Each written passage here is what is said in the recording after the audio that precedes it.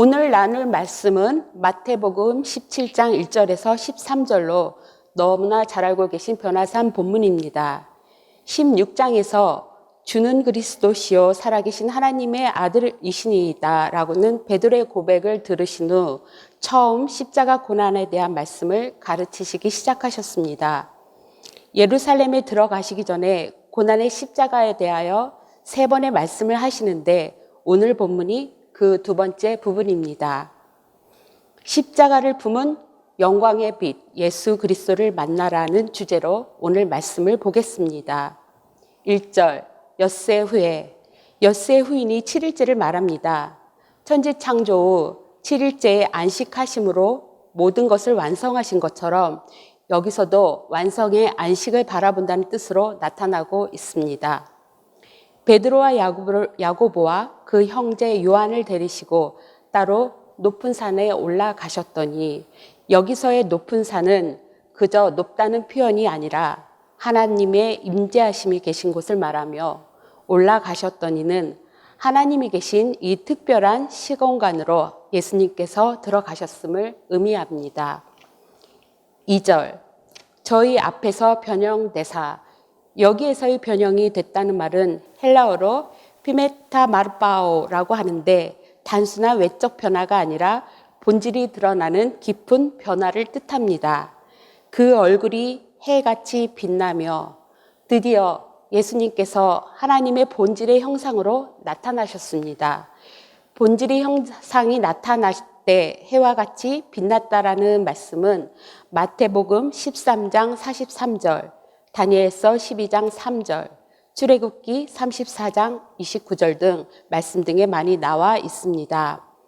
옷이 빛과 같이 휘어졌더라.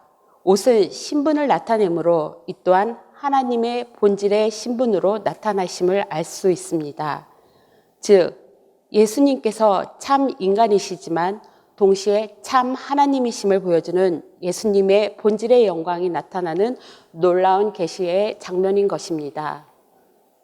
그런데 왜 이 중요하고 놀라운 계시 자리에 베드로, 야고보, 요한 세 제자만 데리고 가셨을까요? 왜 12제자 모두에게 다 보여주시지 않으셨을까요? 더 많은 사람이 와서 보고 더 큰 이슈가 되는 것이 더 좋은 일이 아닌가라고 생각할 수도 있지만 그것은 사람의 생각이고 종교가 원하는 것입니다. 계시를 만난다는 것은 굉장히 긴밀하고 거룩한 것이지요. 그래서 온전하게 하나님과 나의 관계로 스스로 만나져야 하는 것이기 때문입니다. 많은 사람들에게 휩쓸리듯 이슈거리로 전락되거나 가볍게 다가갈 사건이 아니기 때문입니다. 그래서 거룩한 하나님의 영광의 계시가 이 세 사람을 시작으로 다른 몇몇의 사람에게 전해지고 그들은 또 다른 소수에게 전하여서 각각 스스로 계시를 받고 은혜를 받아 전파되는 것입니다. 3절 보시겠습니다.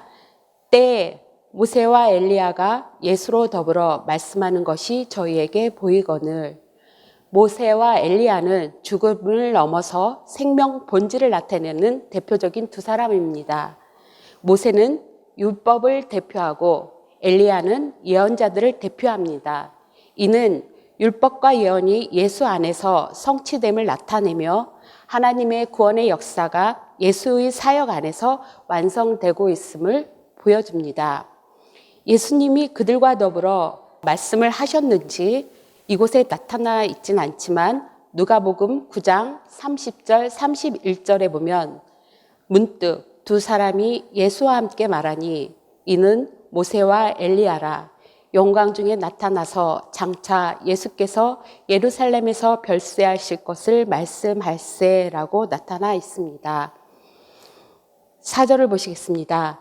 예수님은 예루살렘에서 죽으실 것에 대한 십자가 이야기를 이렇게 나누고 계시는데 베드로는 주님이 임재하신 이 자리가 좋사오니 여기에 모세와 엘리야 예수님을 위한 초막을 짓겠다고 말합니다. 지금 이렇게 주님의 영광이 나타났으니 십자가도 뭐도 다 필요 없고 이 자리에 계속 머물겠다는 것입니다. 바로 전장에서도 베드로는 예수님이 가실 십자가의 길에 대해서 그리하지 마시라고 간청하다 크게 꾸지람을 받았었지요. 하물며 사단아 내 뒤로 물러가라 너는 나를 넘어지게 하는 자로다 라는 말씀까지 들었습니다. 그런데 지금도 베드로는 여전히 사람의 일을 생각하고 하나님의 일, 십자가의 영광을 보지 못하고 있는 거지요. 5절 베드로의 말을 단호하게 저지하는 하나님의 음성이 호련히 빛난 구름 속에서 들려옵니다. 이는 내 사랑하는 아들이요 내 기뻐하는 자니 너희는 저의 말을 들으라. 그러니까 십자가의 길로 가고 있는 그 메시아가 내 아들이니 그의 말을 듣고 순종하라는 말씀입니다. 6에서 8절 말씀 보겠습니다. 제자들이 듣고 엎드려 심히 두려워하니 베드로뿐 아니라 함께한 제자들 모두 하나님의 신성 앞에 두렵고 떨림으로 엎드립니다. 그러자 예수께서 그들에게 손을 대시며 일어나라 두려워 말라 하심으로 그들의 시선과 심령을 현실로 돌아오게 전환시켜 주십니다. 눈을 들어보매 오직 예수 외에는 아무도 보이지 아니하더라. 돌아온 현실 앞에는 오직 예수님만 계십니다. 예수님이 종교가 끝나는 계시의 완성이시기 때문입니다. 9절 저희가 산에서 내려올 때에 예수께서 명하여 가라사대 인자가 죽은 자 가운데서 살아나기 전에는 본 것을 아무에게도 이르지 말라 하십니다. 왜 이런 말씀을 하셨을까요?